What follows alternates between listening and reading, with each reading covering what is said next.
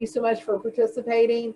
This is what Small Communities, Big Solutions is all about, getting experts together and trying to have conversations about what is working well in our state and how can we scale the items and duplicate them across the state. So thank you so much for participating today, to all of our panelists and all of you.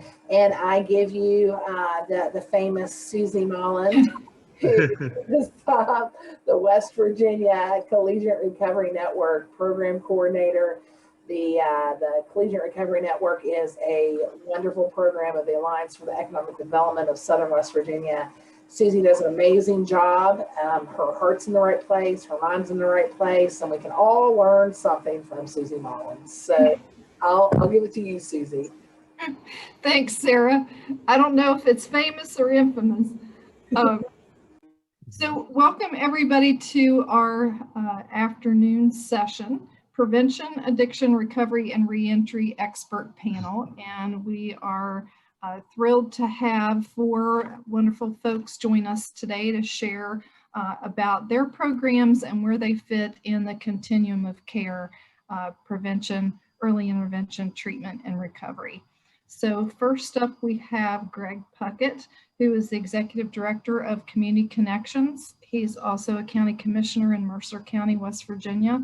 I'm not sure what role he plays in CADCA right now, so I'll ask Greg to take over with his introduction of organizations and movements that he's involved in, and ask him to talk about primary prevention and the importance of primary prevention and anything else you want to throw in there, Greg.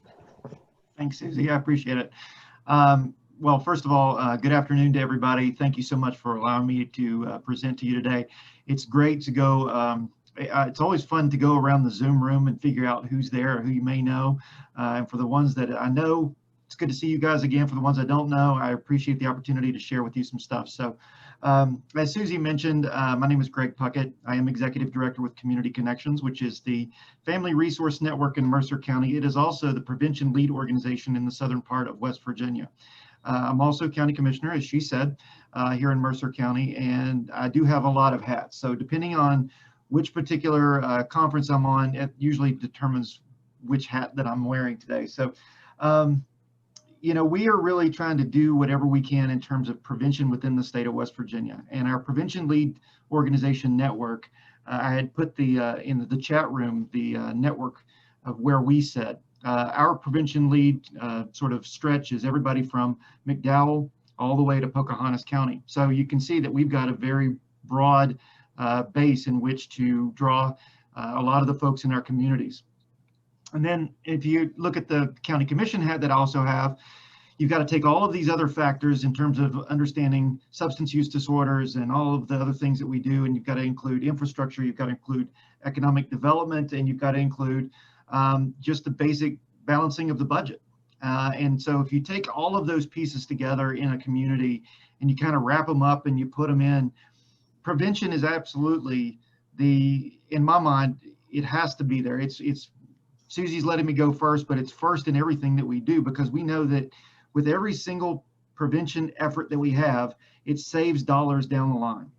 In intervention, treatment, and recovery, we save money, but we've got to be able to act appropriately in the very early stages.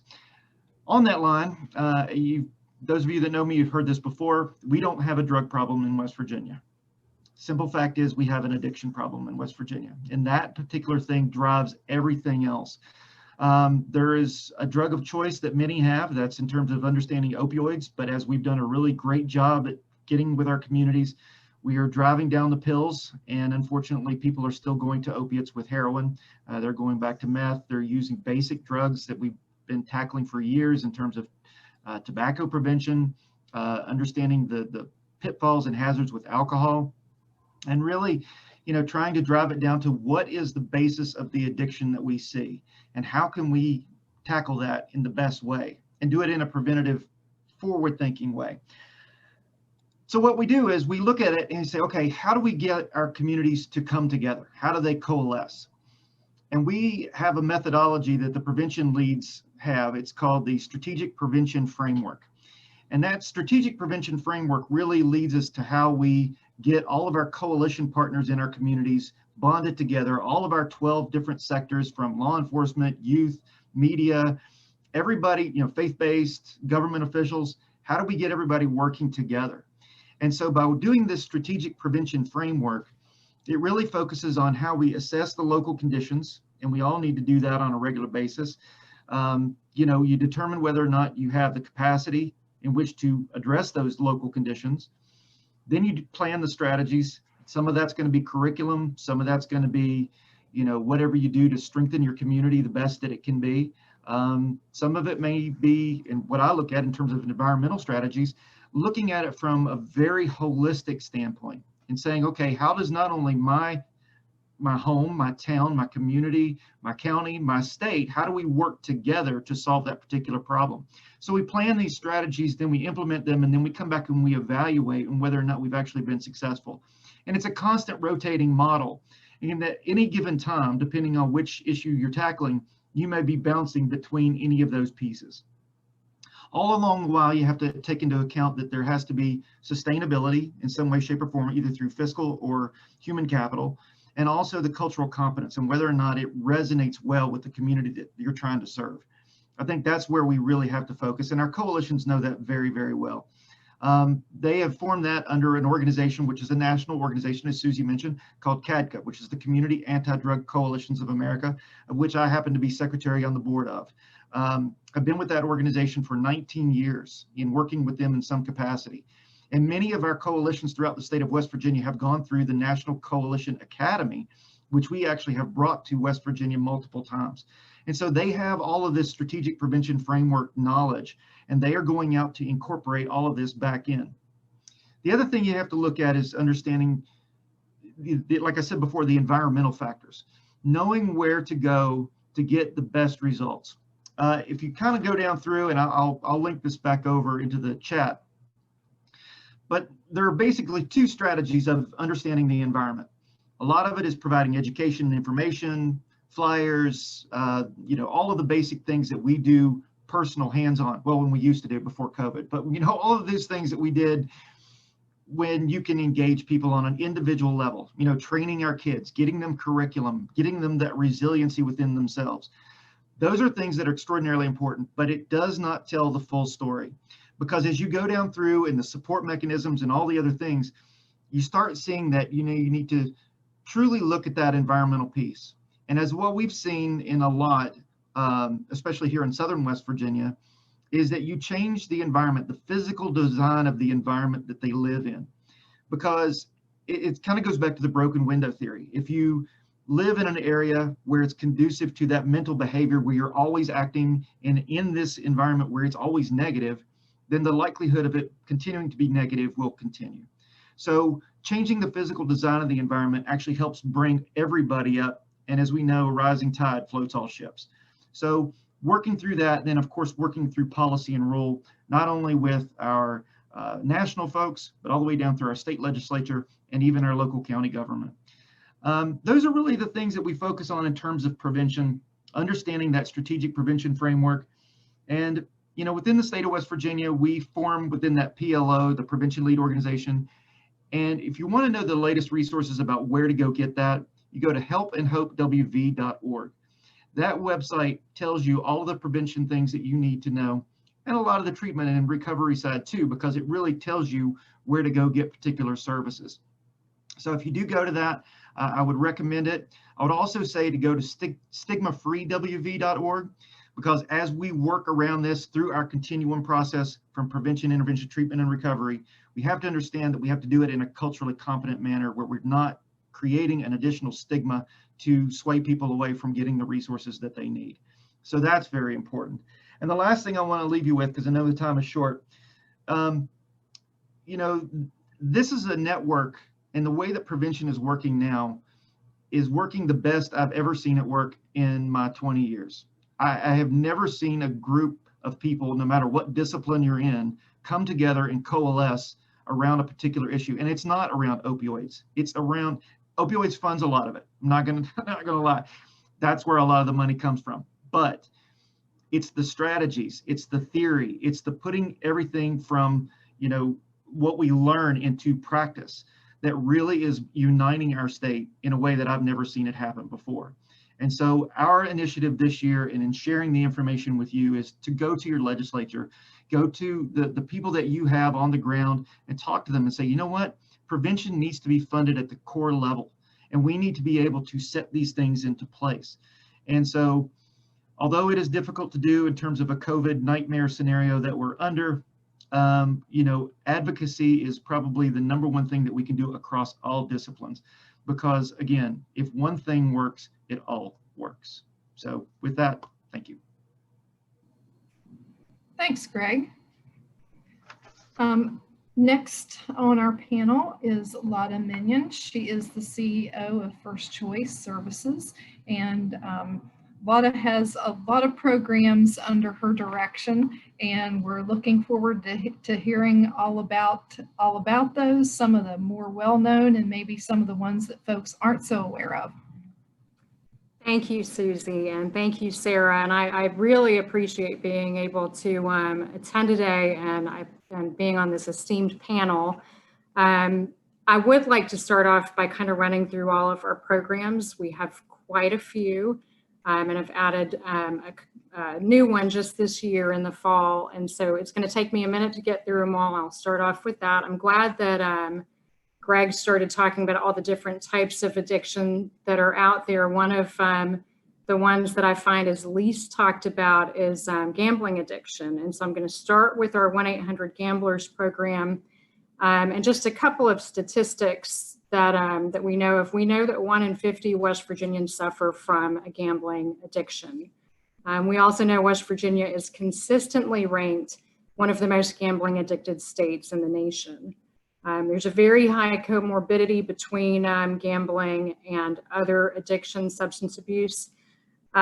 We serve about 1,800 people a year in this program. We try and do some work in prevention on this program. You know, you'll find most of our programs we're hitting the community at the time when they're in a crisis, because they're calling and getting help from our programs to get some access to treatment. In our gambling program, we do a lot of work on prevention as well. We've got some mini grants that we've gotten out into the communities, especially to target youth gaming, which is kind of the up and coming area of gambling addiction. For those of you who have children, you're probably familiar with your children asking you for credit cards so that they can purchase loot boxes in their games. It's a real easy entry, and that is not by mistake. That's very well designed by a lot of child psychologists here in the industry who can find ways to kind of loop kids in and get them drawn into that. I'm sure you've seen the billboard campaigns throughout the state for Draft Kings. You know, this time of year, there's a lot of sports betting going on, and that's another real easy entry point into a gambling addiction. We offer free help for gamblers and for their loved ones. Many people aren't aware that the treatment that's out there for those with gambling addiction is free. It is not dependent on whether someone has any kind of specific insurance coverage or not. That program operates 24 hours a day, 7 days a week, and we have access by call, text, or chat in that program. In addition to people calling and getting an initial intervention, we also offer ongoing treatment. We've got a great network of trained counselors throughout the state who support that, and we have some support groups that we're also able to give people access to. As well as twice a year, we host a really nice retreatment weekend where we invite both counselors and gamblers and their loved ones to spend a few days with us. We invite them to participate in a lot of group counseling, a lot of team building events, and it's a really special thing. It's completely free to those who attend, and we're really proud of that. We've done that for a good while. One of the programs that most of you are probably familiar with that we operate is the Help for West Virginia program. Since 2015, when that program started, we've served over 50,000 West Virginians. West Virginia has the highest rate of overdose in the entire nation, which is sad and unfortunate, and it's one of the reasons why, in 2015 this program started. There were some town halls prior to that where the two primary barriers to treatment were identified as both access and then navigating these complex systems of treatment. It's hard enough for anyone on a good day, let alone, anyone who is in the middle of a personal crisis and suffering, to try and navigate, the best pathway into treatment.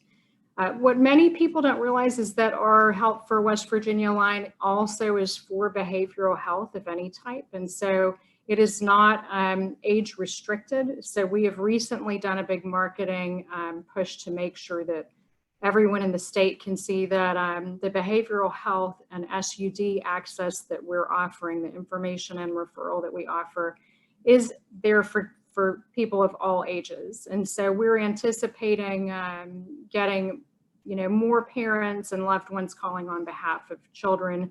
We want to be ready to answer those calls. Like our problem gambling line, that is a 24/7 line, and we do offer help by call, text, or chat. We have a database that's available to the public on our website with over 1,000 statewide resources in it. It's not uncommon that we can get someone into treatment within 24 hours, and we're frequently arranging transportation for those clients as well. In addition to that, we answer the National Suicide Prevention Lifeline. We average about 300 calls a month on that line. In the state of West Virginia, suicide is the 10th leading cause of death. In the year 2017, we lost 393 West Virginians to completed suicide. That program has picked up in volume since the pandemic, as many of you probably could have predicted.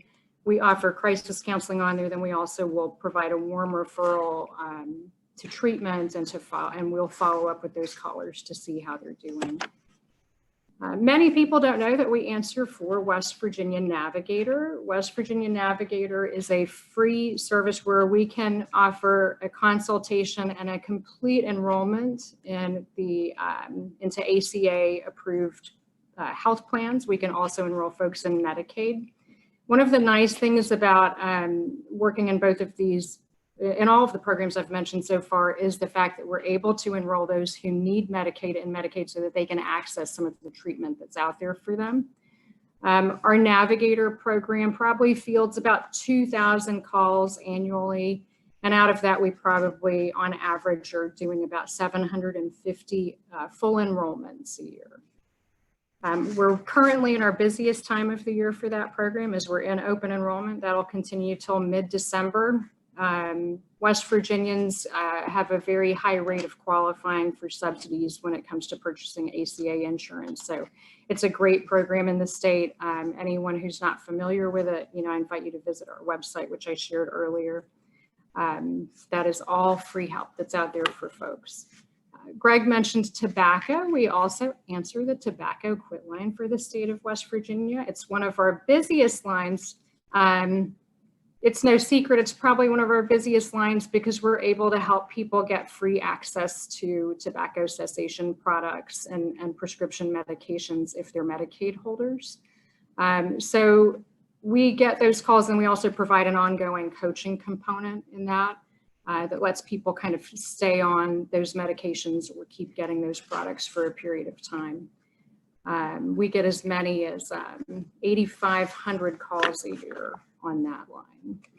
We partner with the United Ways of West Virginia to help them ensure that 211 is answered 24/7. And if you're not familiar with 211, it's kind of an all-in-one stop for concrete resources, anything from housing insecurity to food insecurity.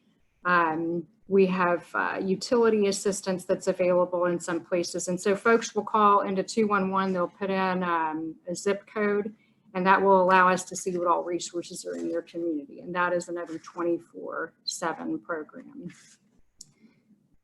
We recently, last year, added Jobs and Hope to the programs that we answer for. This is Governor Jim Justice's signature program for jobs and job training. We don't have a tremendous role in that program, but we do try and link anyone who calls directly with an employment transition agent in their community. They're doing some great work in Jobs and Hope out across the state. They're mitigating some legal barriers to people having their driver's licenses. They're getting them some very high-level training on heavy equipment, operators' licenses, all kinds of great things are happening there. We answer a new program that hopefully you've seen some billboards for. It's called the Help 304 program. It is West Virginia's emotional strength line. That is a FEMA-based program that is only scheduled to run for a year at this time. It was initially conceived of as a response to those who have particular vulnerabilities to COVID-19, but we are operating it more as a generic emotional distress line. It has been very busy. We weren't surprised to find that there was a big need for this. You know, if you can imagine, there's many people in the state who are suffering and they're not quite feeling that they're suicidal, and there's a little bit of a stigma attached to calling a suicide line. They don't feel that they need a behavioral health referral, and they don't have a substance abuse problem. And so they're just dramatically kind of stressed and losing some of their ability to function in many parts of their daily life, especially, you know, in the context of the pandemic. But they're calling, and we can provide referral, and we do. But what we're finding most often is that our callers already have a support that's arranged somewhere. They're working very regularly with a therapist via telehealth or otherwise, but what they want is someone who's available 24/7, who can just sit with them in the moment and do some crisis counseling, give them some tips for de-escalating. And that's been the program that just took off from the minute we started it. We have 4 peer recovery coaches throughout the state as well. A lot of folks don't realize that. And in addition to what we do for the state, we have some programs that we operate outside of the state. Notably, we answer SUD for the state of Pennsylvania. We answer the gambling line for the state of Virginia, and we do healthcare navigation in 3 other states as well. So I'm sorry that took so long. That's the rundown of the programs. That's great. That's a good problem to have so many resources. And I'm particularly curious about the emotional support line. I just heard a little bit about that on the news the other day, and thought that was a great kind of gap that was there for those folks that are kind of in between and, you know, maybe not ready to commit to full-time therapy relationship, but, you know, are really struggling, especially during COVID. So next is Judge Thompson. And I would really anxious to hear more about his programs and the new program that hopefully some of you have heard about. So Judge Thompson, thanks for joining us today. Oh, you're on mute. There we go. There we go. What most famous saying of 2020. All right. Thanks for letting me be here. Thanks for inviting me to participate in this conference. What I'd like to talk to you today is about problem-solving courts, and more specifically about the newest type of problem-solving court available in West Virginia, which is family treatment courts. Problem-solving courts are also called drug courts, treatment courts. There's a bunch of different names for them. And it's basically when someone who suffers from an addiction and gets involved with the judicial system, instead of following a traditional route, whether it be if it's a criminal court, following through the prosecution of the case, if it's a family treatment court, it's going through the abuse neglect, or if it's a juvenile case, going through the traditional steps, we instead place them in one of our problem-solving courts. There's 3 types in West Virginia. The first is the adult drug court program. And that is essentially for people who are charged with felonies or other serious criminal offenses. And it's a way of steering them into treatment, number 1, to avoid prison, and number 2, and a lot more importantly, is to give them a sense of hope and a sense of wanting to have a chance at a better life. Those courts generally will take about a year to 18 months to go through. They're involved with the prosecutor, with the public defender's office, or the court-appointed attorneys. They also will receive counseling. They will receive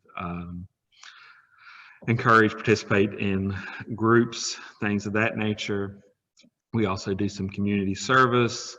And it's basically if you get to the real simple nuts and bolts of it, it's really simple behavior modification. We reward good behavior, we punish bad behavior. Rewards can be something as simple as a money off fees, it could be a day off or something of that nature. Sanctions can involve writing essays, up to the ultimate sanction, which is placing them in jail. We don't place them in jail for long periods of time. It's more of a shock situation. It's usually 48 hours to a week is the longest you'll see. We've had some really good success with that. We are currently operating, I think we have access to adult drug courts in all 55 counties. That doesn't mean all 55 counties are running adult drug courts, but you have access to it. I've been operating one since 2008. We have over 50 to 60 graduates of it. I operate one in Boone and in Lincoln counties. Had some amazing success. There's some group success, and then there's some stories of individual success. Some of the three people I'd like to highlight the most from it, and I'm not going to name them by name because it might not be fair to them, but I have one participant that since she's graduated, she's went on to participate in got her associate's degree, and then went and got her bachelor's degree, and then went and got her master's degree, and she's now a master's level counselor in a local in Madison, based in Madison, counselor, and essentially running the program there. So it's a wonderful way of giving back. I have two others who now graduated from the program, have since become recovery coaches. We offer recovery coach training to almost all the participants. What makes these two stand out is they've actually came back. One is employed by the local day report center. The other is employed by the Boone County Public Defender's Office. And what's so great about them, they are now sitting and participating on the same type of treatment teams that they were once subject of. So I find that very incredible. And in fact, I lean on them quite a bit. I mean, those are people who have actually truly been there and done that. So for that, I'm very proud. Another type of drug court we operate, a problem-solving court, is what's called a juvenile drug court. And it's a little bit different because it's more geared for, obviously it's geared for juveniles, but not so much geared to treat addiction. It's geared more of treating people who have a chance of becoming addictions, who started to abuse drugs, substances. It's a program that lasts about 9 months. We offer a lot of support. It's a 3-phase program, just like the adult drug court program, or 4-phase, excuse me. And we provide counseling, we provide treatment. We do a lot of help with school. We are struggling some right now because of the pandemic. That's been of my problem-solving courts, that's been the one that's took the hardest hit with COVID. Because they're children, they're not able to come to treatment. They don't have access to transportation. They can't get in their car and drive to the local youth report center.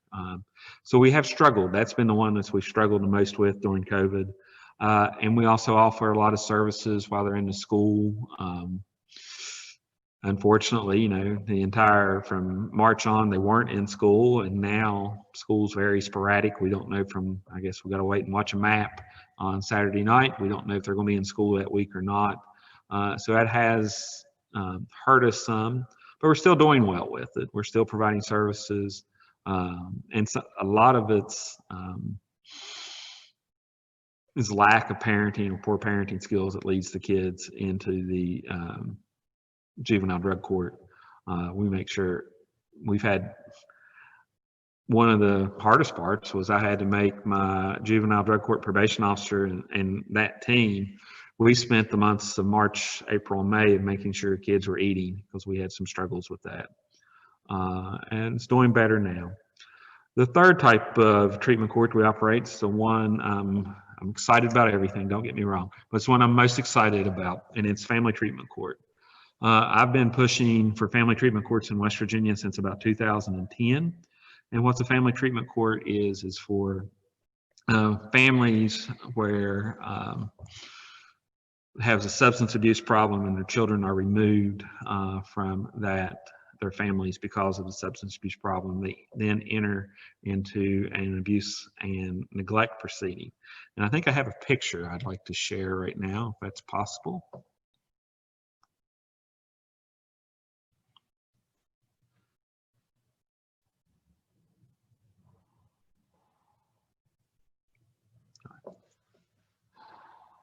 All right, if you look, you'll see 8 families. A year ago, all of those families were torn apart. Kids were removed because of substance abuse. You can see there's a wide range. You got some children who were removed almost at birth. You've got some teenagers involved as well. I am very happy to say that those families represent, they're not all of my graduates, they're the ones I could get to come take a picture. Those are our graduates we've had of our family treatment court. If you see and look at them, they're no different from any other West Virginia family picture that you might see on Facebook. I'm very proud of that. These families have worked very hard. Get a little bit of history of the family treatment court. We were finally able, through a lot of pushing from me, and I will take some credit. I'm not a person who likes to take credit, but I will take credit there because I pushed really hard. We were finally able to get a bill through the legislature in 2019 that established family treatment courts in West Virginia.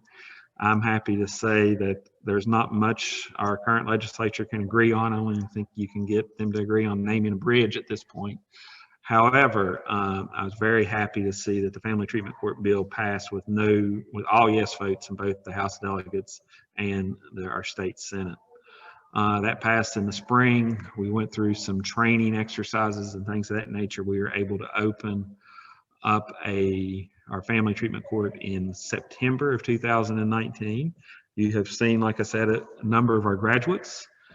We have, since we started, we've had 10 graduate.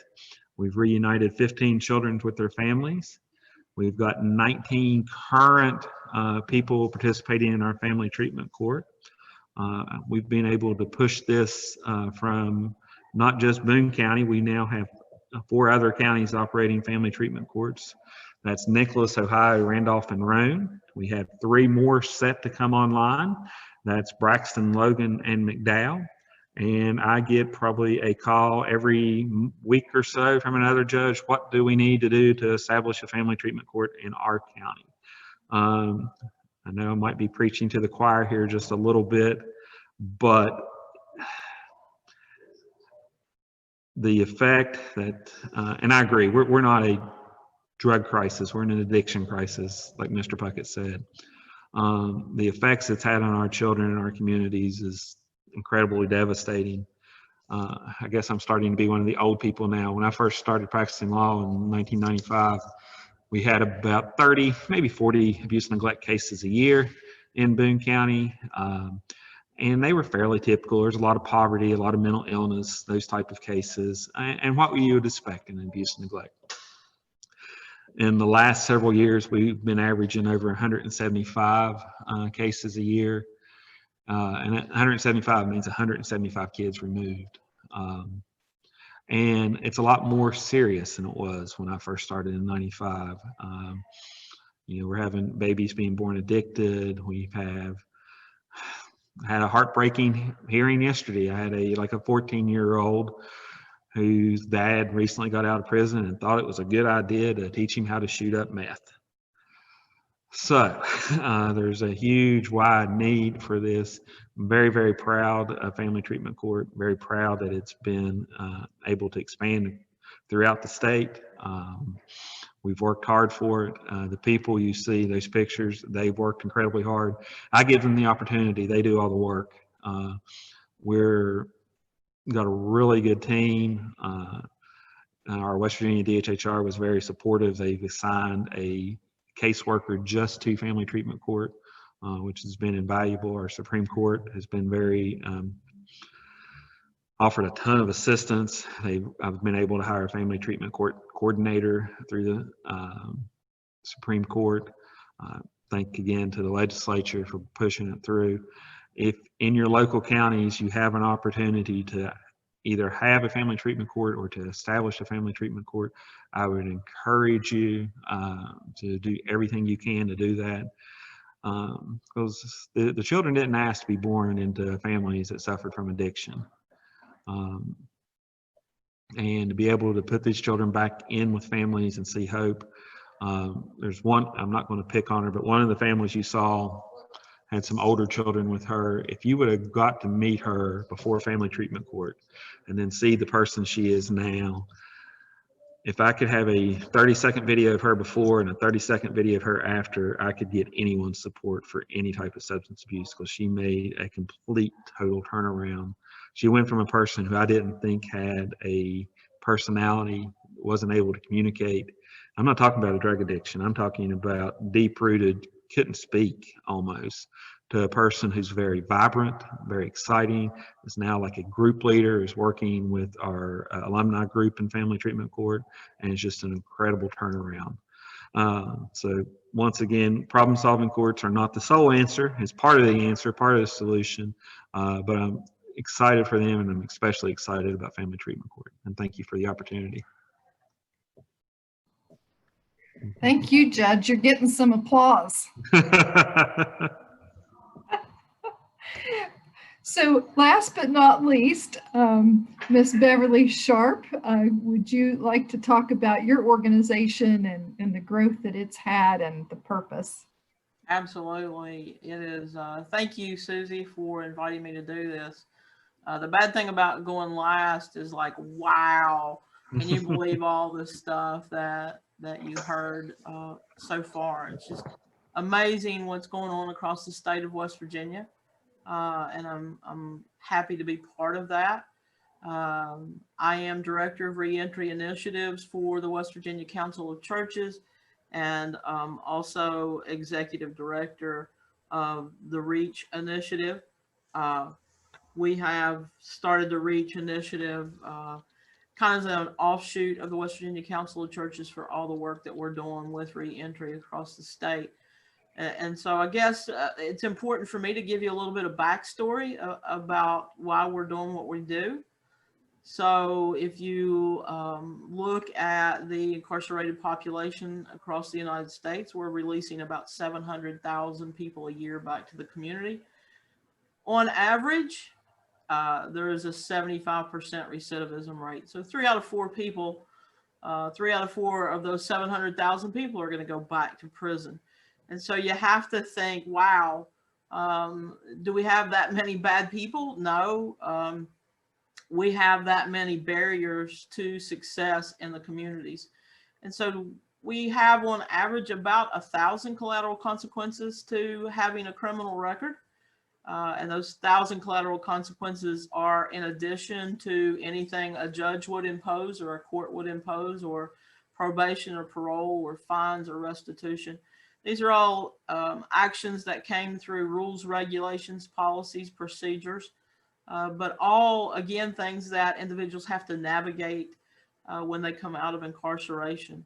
So when you're locked up, on average, you make about 100 decisions a day. And those are not major decisions, because you're told what time you're going to get up, what time you're going to go to bed, what you're going to watch on TV, what you're going to wear, what you're going to eat, where you have to be, when you have to be there. And so those are not 100, difficult decisions. As a matter of fact, if you try to make a decision on your own while you're incarcerated, you're actually punished for making those decisions. And so we release people back to the community, and we expect them to go from 100 decisions to the amount that most of us on this call make, and that is about 30,000 decisions. And so we expect people to go from 100 to 30,000 overnight, make them all, and make them all correctly. And so that's extremely difficult for anybody to do, much less somebody that has been incarcerated for any significant period of time. Because, you know, we are an ever-changing society. And so you think just technology alone, how much is technology advanced in 5 years or 10 years or 15 years, in addition to everything else that changes? And so trying to help people navigate when they come out of incarceration and be able to do that successfully. One of the biggest barriers that individuals face is housing. So if you come out of incarceration and you have a substance use disorder, we probably are going to be pretty successful in finding you a place to go to. However, if you do not have a substance use disorder, there is no resources dedicated specifically for individuals coming out of prisons and jails.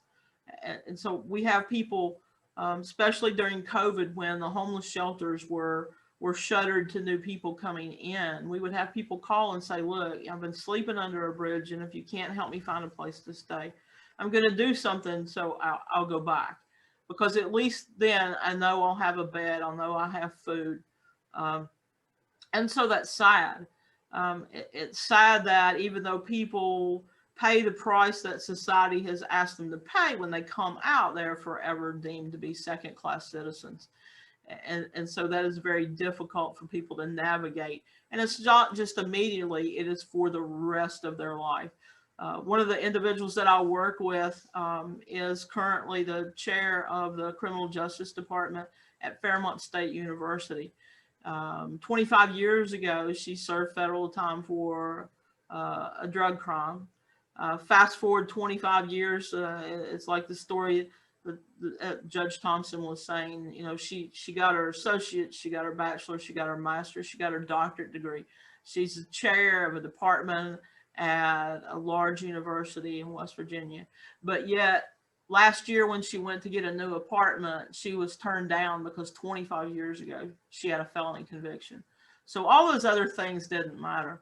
That is the one thing that mattered the most, is that 25 years ago she made a mistake. And I would venture to say that we've all made mistakes. It's just some of us got caught and some of us didn't. And so for those people that do get caught, you are condemned to a lifetime of being treated different than everybody else. And so about 4 years ago, I got involved with the West Virginia Council of Churches as director of reentry initiatives. We currently have 20 reentry councils across the state. And so those reentry councils have been formed to connect everybody in the community that is touched in any way by reentry. So service providers, educators, treatment centers, mental health, any agency, any organization, any nonprofit, or any family or individual that in any way is touched by somebody that has been incarcerated. We're trying to connect the state so that we can connect resources. I put our website in the chat early on. It's wvreentry.org. You can go on there, you can look and see what the locations of the reentry councils are. We continue to build those councils, but we look for partners in the community that when people call us, we can readily tap on that partner and say, hey, you know, I've got somebody here that really needs your help. They really need your services, because it's difficult for individuals to come out and navigate all the decisions that they need to make, know where they need to go, when they need to be there. That's not even mention trying to find transportation in our state to get to those places. And so you may come out and you may release in one county, and you may have to visit your probation or parole officer a county over. And so if you can't navigate that transportation, then guess what? You're going to be violated, and you're going to go back to being incarcerated. And so we often reincarcerate people, not because of new criminal conduct, but simply because they can't navigate those things that they need to do. You know, accessing shelter, accessing food, accessing clothing, making those appointments. getting their driver's license. And so we look for organizations like Jobs and Hope, and they have been an amazing partner to us. And thank you, Lata, for that organization and many of the others that you mentioned, because they have been lifesavers for us to be able to pick up the phone and call Jobs and Hope and say, hey, could you help us in this situation? The inability to obtain identification is huge. If you come out of prison and you try to get identification, you'll find that, for those of you that may not know, you have to have identification to get identification. And so, being able to obtain birth certificates and proof of residency and just so many barriers for individuals to navigate. So in addition to those 30 reentry councils, we maintain a constant contact list. You can sign up to be a part of those reentry councils. We have 1,000 people signed up right now. So if somebody in one part of the state needs help in the other part of the state, we can send out an email blast to those 1,000 people and say, hey, this is what we're looking for. This is what you need. Can you help us? We also are involved in legislative reform. So we look and see, what can we do that would have the biggest impact to individuals coming out of incarceration? I started about 3 years ago. I currently live in Kentucky, although I was born and raised in Charleston, and I work in West Virginia. I also am chair of the Criminal Justice Department at Ashland Community and Technical College. And one of the things that I've been involved with in our community for about 5 years was expungement. So being able to have your record expunged is a life changer.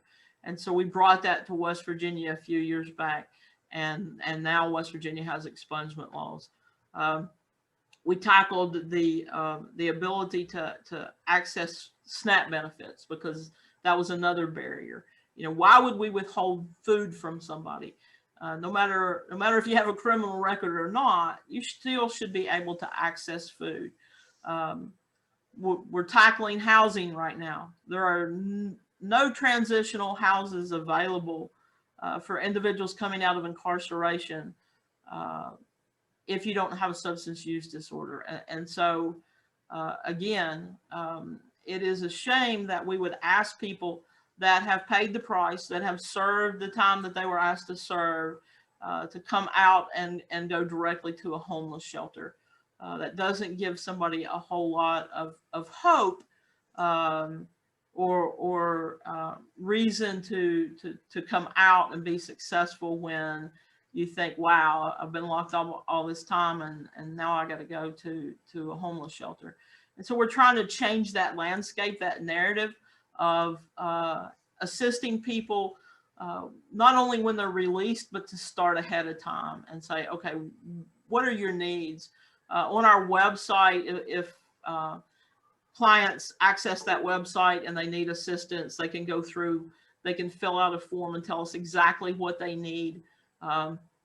Individuals, reentry coordinators that work for the Department of Corrections have all our contact information so they can contact us. And so we try to start early on. There's a huge issue with several populations. One is the elderly.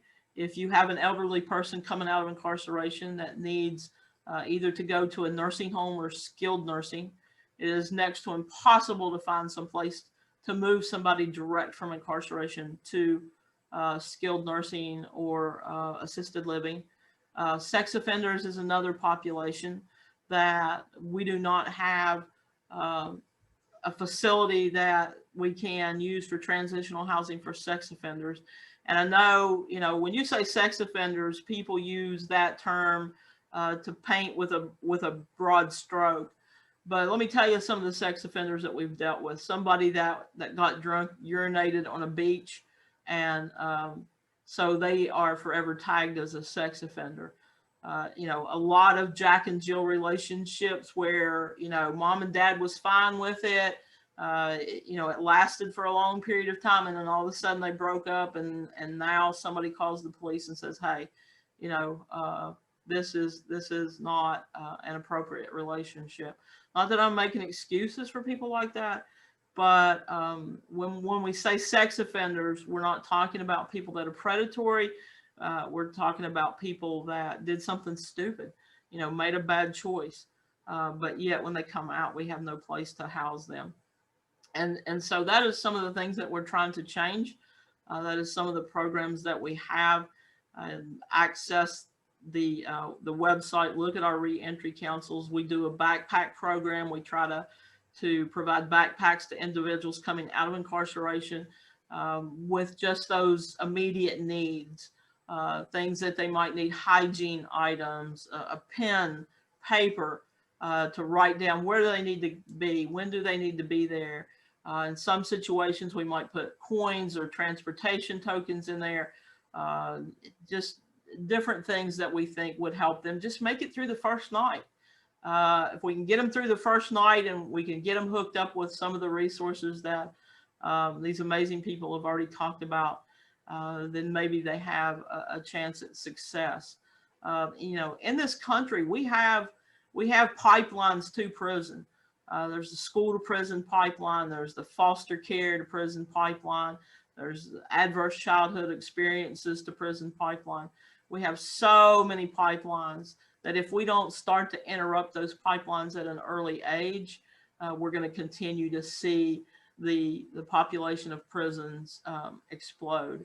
You know, historically, we are the most incarcerated nation in the world.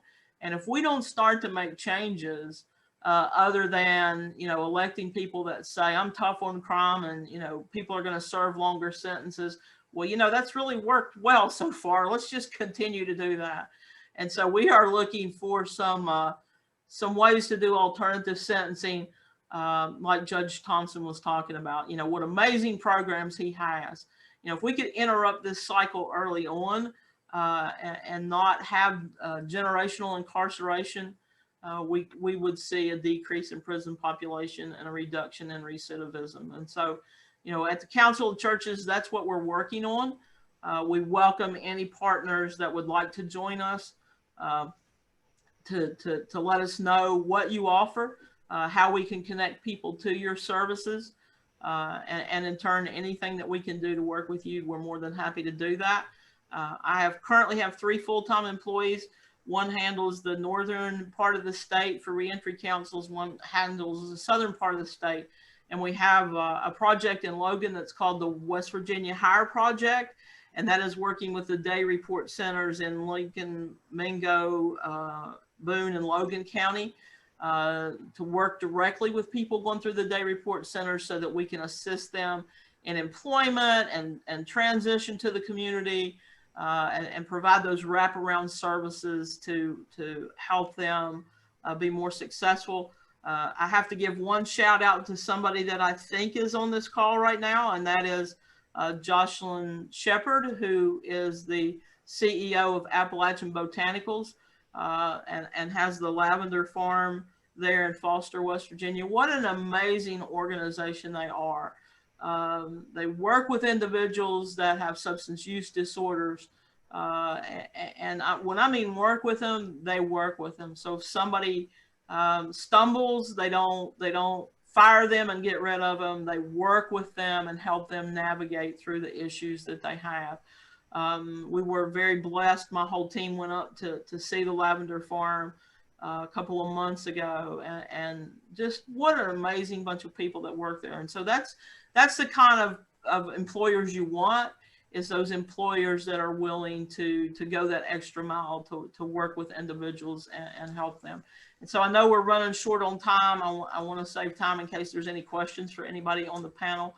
But again, thank you all for everything that you do. Thank you to everybody that participated in this workshop. That tells us that, you know, there are people out there that really care about what we're doing in the community.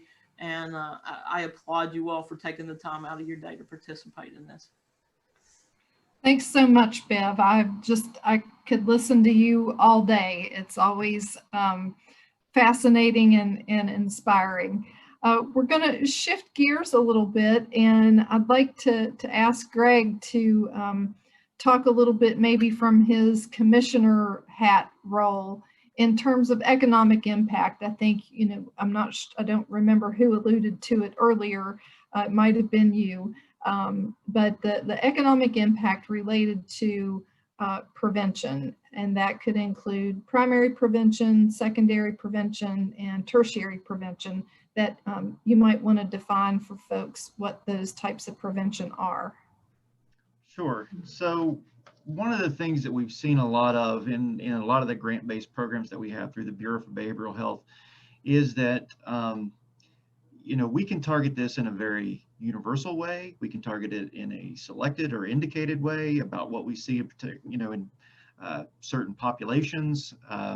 But we know that if we give good, solid prevention, that we can save anywhere from $20, $23, $24 for every $1 that we put into prevention.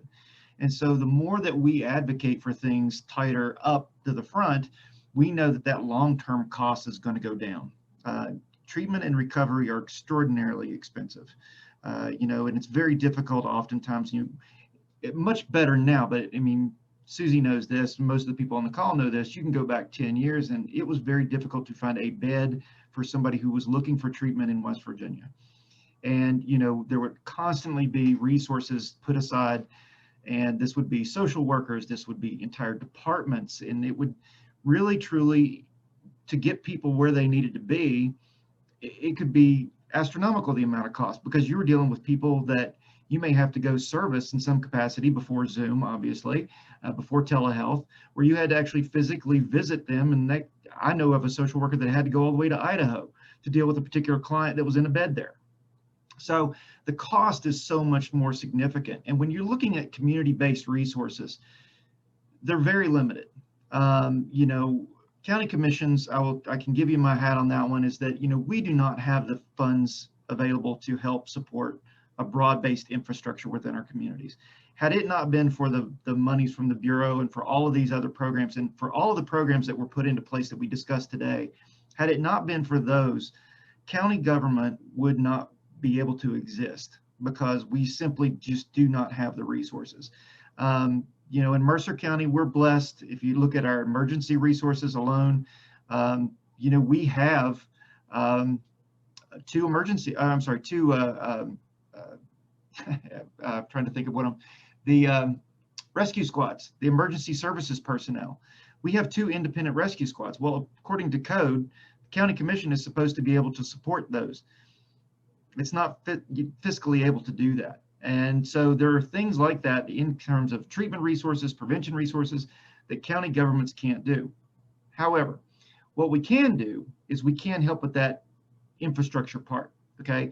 We can help provide resources like water, sewer. We can help with broadband expansion. And if anything we've learned from COVID is that the connectivity to a lot of these people in our communities is extremely important.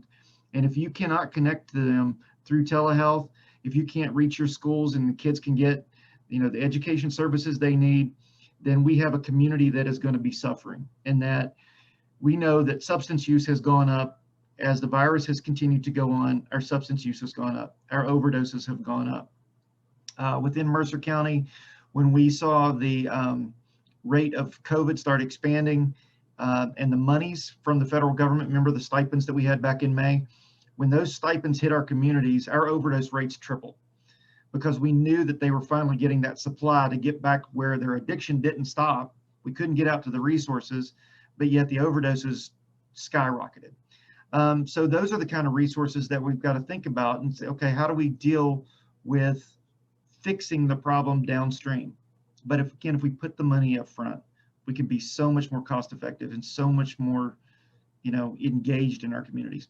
Last thing I'll have, Susie, and I forgot to say this because I was trying to be short on time, is that we've got a lot of programs out there, and I'll include them in the chat room so that I don't take up much time. But programs like Students Against Destructive Decisions, which is a statewide network that is housed out of my agency, Community Connections, that engages youth to be advocates. And really, it's their voice. And if we don't have their voice leading us into this new workforce, then we're going to lose that in the state of West Virginia. I think that's one thing that if you look around the room and see who's involved, I'd be willing to guess, I'm 50 years old. My timeline towards this field is becoming short. I'd be willing to guess that there's probably very few people here under the age of 30. And if we don't invest in our workforce up front and involve our young people in prevention, intervention, treatment, recovery efforts, then we're going to see that long-term struggle. So I guess this is much more of a comment than it is anything else, is that we need to have our young people engaged in everything we do. Because if we don't have those voices, then our workforce and everything else down the line will suffer.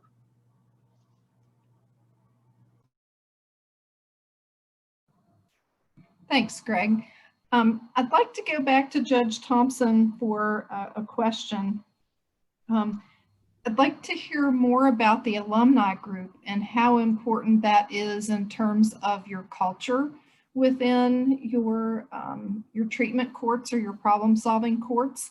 I'd love to hear us refer to all of these as recovery courts rather than drug courts.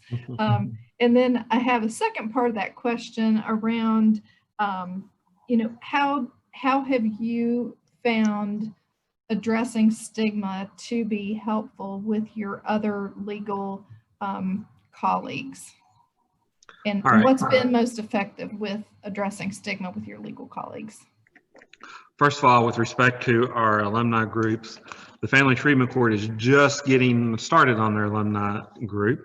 But what we wanted to do is, and this is working better, or at least initially, we do have alumni associated with both for our adult drug courts, not so much with our juvenile drug courts because they tend to go back into society a lot quicker.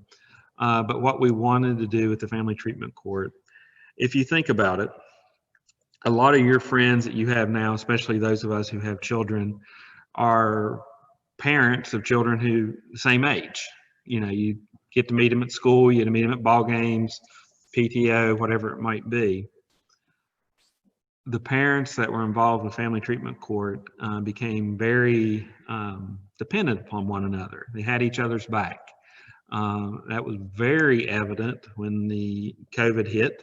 And here I am trying to start a new program in the midst of a global pandemic. And it's like, well, this is not going to work out so well.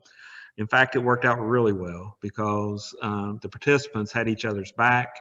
They were there for support.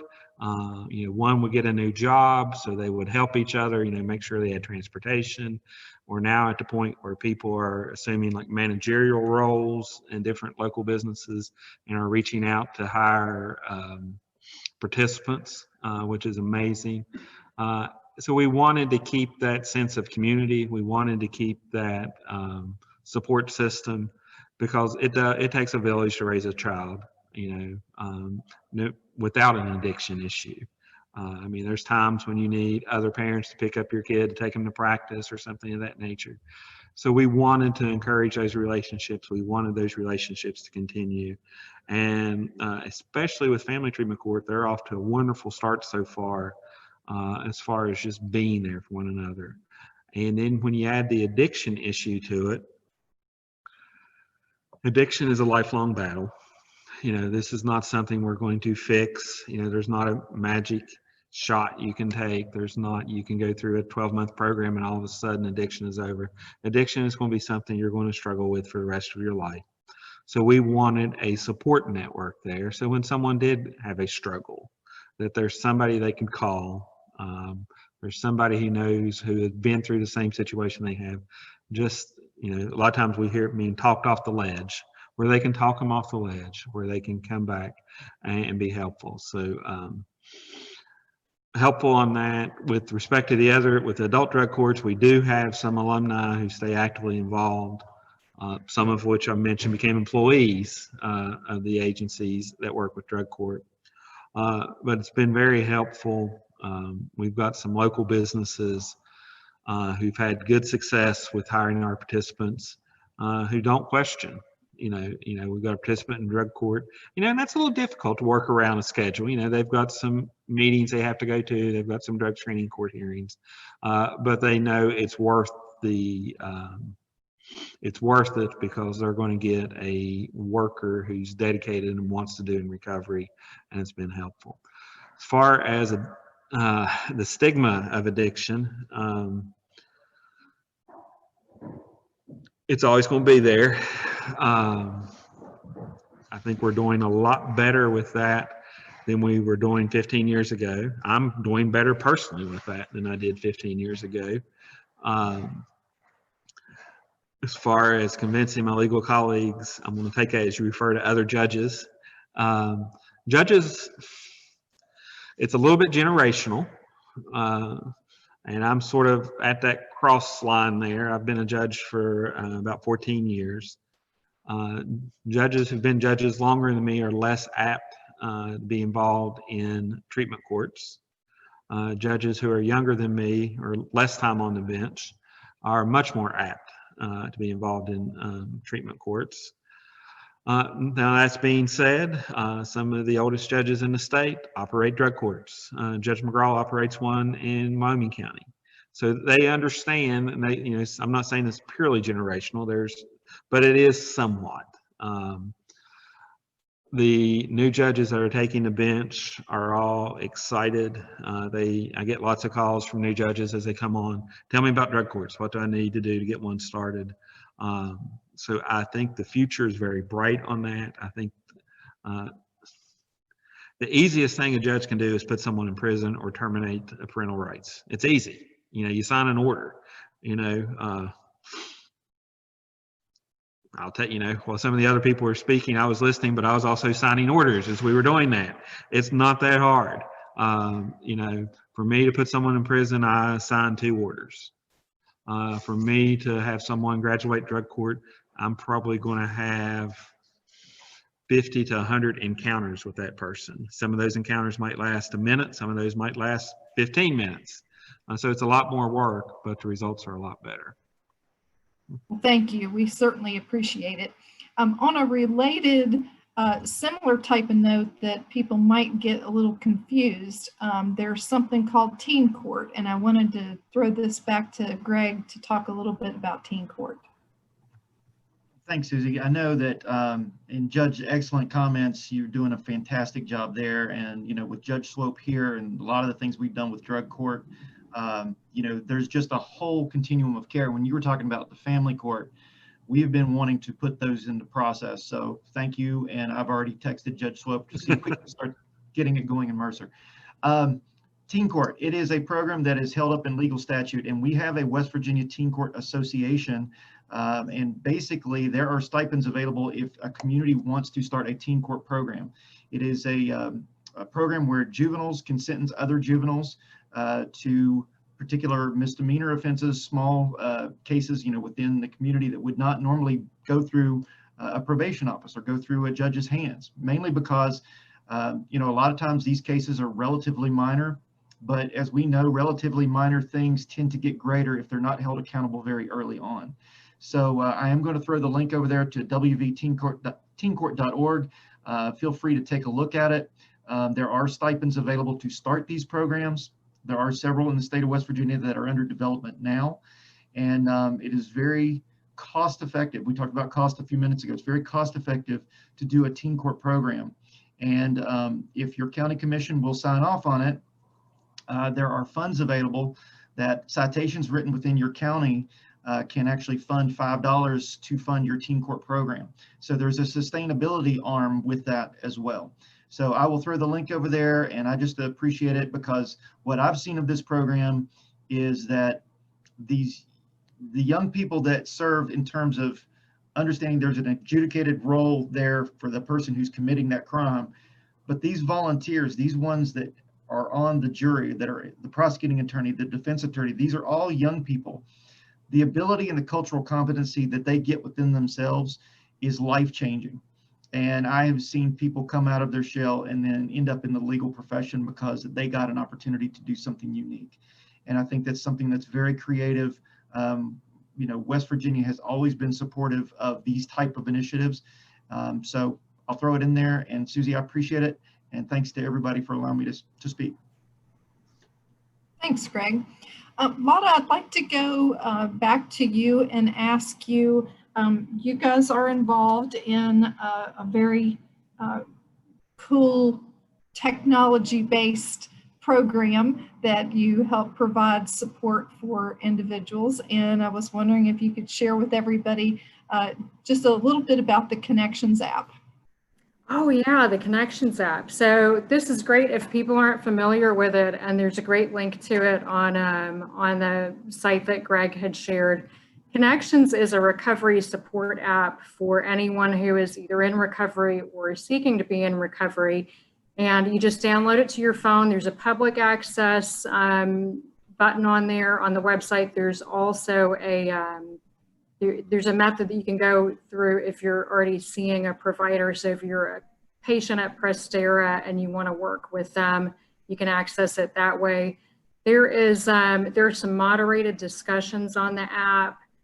You can set some safeties on there that will trigger like a little notification, say you're going into like it geofences certain places on your map settings in your phone. And so you can actually decide that there's certain places that maybe are high risk for you to be in if it's somewhere where you're prone to be using, and you can set notifications like that so that your phone will actually give you a little warning if you're going close to a place that might be high risk for you.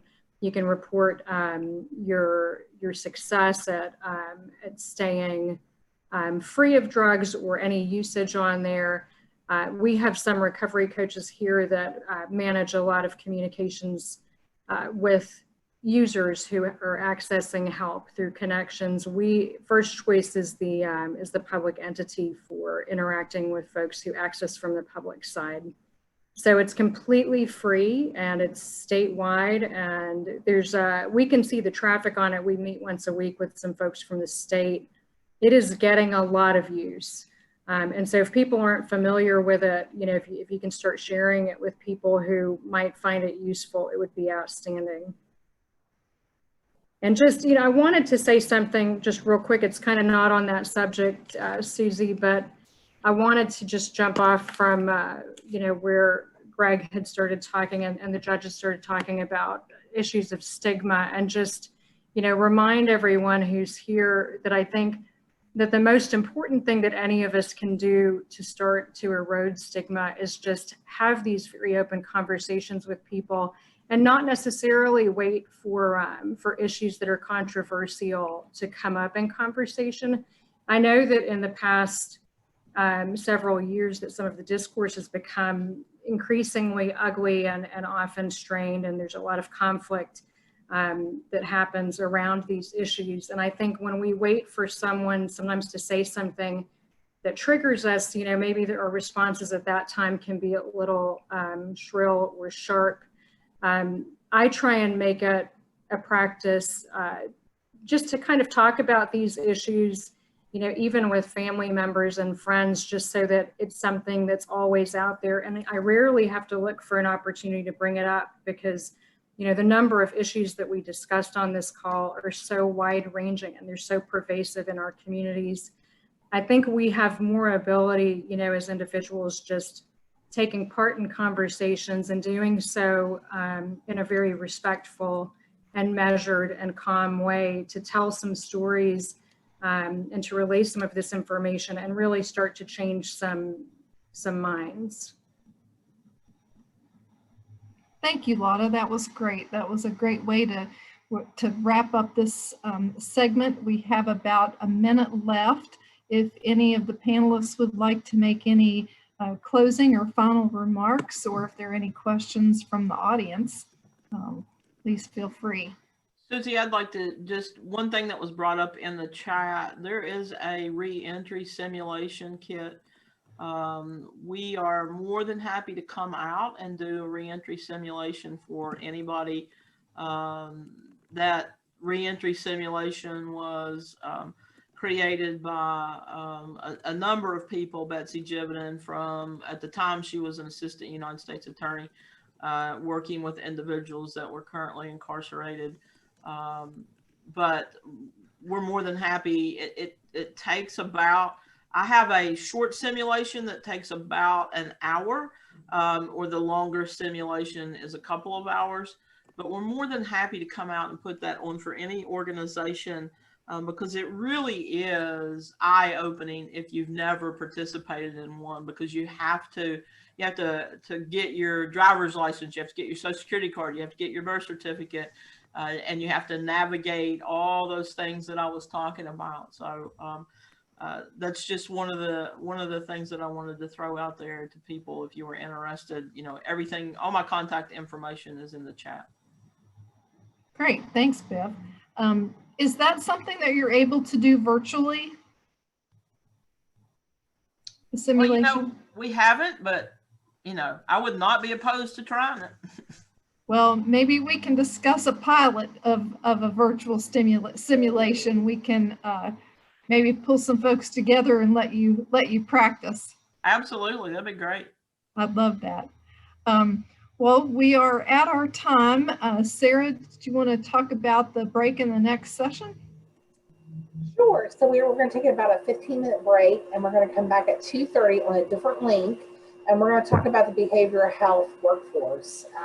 And so it should be a pretty engaging panel as well. How do we increase our workforce, especially in Southern West Virginia, in regards to behavioral health? Thank you. What a powerful panel this was. We've learned a lot. We've connected some dots along the way. Hopefully we can share resources and expertise. And again, that's what this conference is all about. So thank you for all participating and for all the panelists and your sharing your wealth of knowledge.